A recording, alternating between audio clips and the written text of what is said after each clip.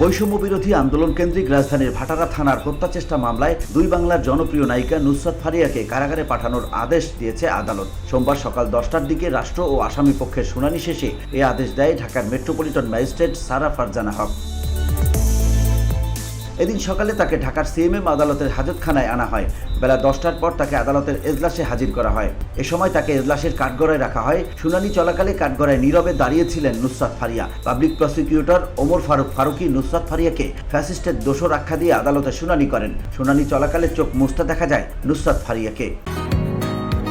বসুন্ধরা, উত্তরা, বনশ্রী, কুড়িল ও বাড্ডা সহ রাজধানীর বিভিন্ন স্থানে অভিজাত ও অত্যাধুনিক মানের ফ্ল্যাট কেনার এক নির্ভরযোগ্য প্রতিষ্ঠান প্লেজেন্ট প্রপার্টিজ লিমিটেড।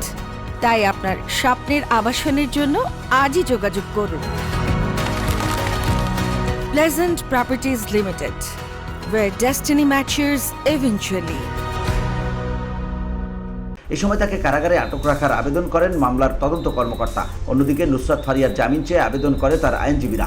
উভয় পক্ষের শুনানি শেষে আদালত আসামির জামিন নামঞ্জুর করে কারাগারে পাঠানোর আদেশ দেয়। একই সঙ্গে তার জামিন বিষয়ে আরও শুনানির জন্য আগামী 22 মে দিন ধার্য করে। VOD Bangla news desk.